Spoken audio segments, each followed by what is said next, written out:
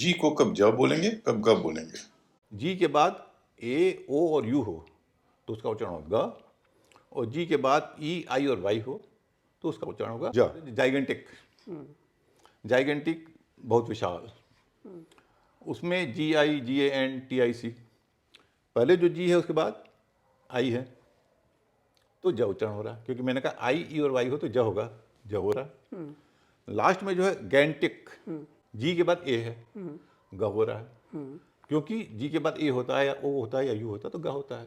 Gadget, G A D, G E T, पहले ग हो रहा है, अगले का ज हो रहा है। गेंजिस, जी के बाद ए है, पहले जी का उच्चारण ग हो रहा है, अगले का ज हो रहा है, क्योंकि उसका ई है। गॉर्जस, ये एक और शब्द है, जी ओ आर, जी ओ यू एस, पहले जी का उच्चारण ग हो रहा है, अगले का ज हो रहा है, क्योंकि उसका ई है।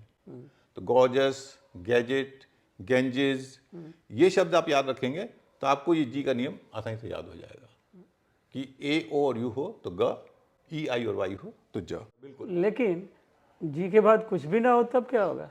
जैसे आखिर में हो जी, B U G bug, D R A G drag, B A G bag, ग हो रहा है।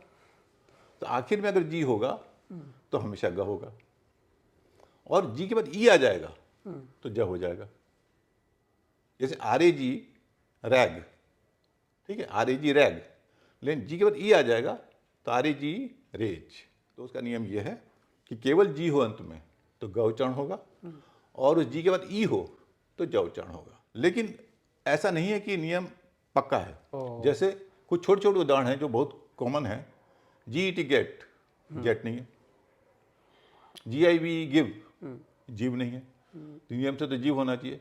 लेकिन ऐसा है कि नाम मामा से काना मामा भला, तो इसीलिए 70% में आपको काम करेगा, 30% नहीं भी करेगा। तो ऐसे शब्द है कि मैं जानता हूँ कि जितने दर्शक हैं वो इतना तो जानते हैं कि गिव को जीव नहीं बोलेंगे, गेट को जेट नहीं बोलेंगे। तो ये ऐसे कुछ कॉमन शब्द हैं जिसमें एक्सेप्शन है, लेकिन वो इतने कॉमन है कि कोई गलत बोल ही नहीं सकता। तो आज हमने 4 नियम सीखे। पहला, ए और यू से पहले जी हो तो ग, ई, आई और वाई से पहले जी हो तो ज, आखिर में जी हो तो ग, और आखिर में जी और ई हो तो ज। लेकिन सेकेंड पार्ट जो है आई, ई और ई का, उसमें कुछ एक्सेप्शंस हैं। जैसे एक गिव है, जीव होना चाहिए नियम से, गिव होता है, गेट, तो कुछ एक्सेप्शन है। लेकिन मुझे पता है एक्सेप्शन ऐसे हैं जिसका उच्चारण आप जानते ही हैं, तो गलत नहीं होगा। अंग्रेजी शब्दों के उच्चारण के बारे में आपको और जानना हो तो पढ़ें आलिम सर की इंग्लिश क्लास। किताब के अलावा ये क्लासें वेबसाइट पर भी उपलब्ध है। विजिट करें alimsarkiclass.com।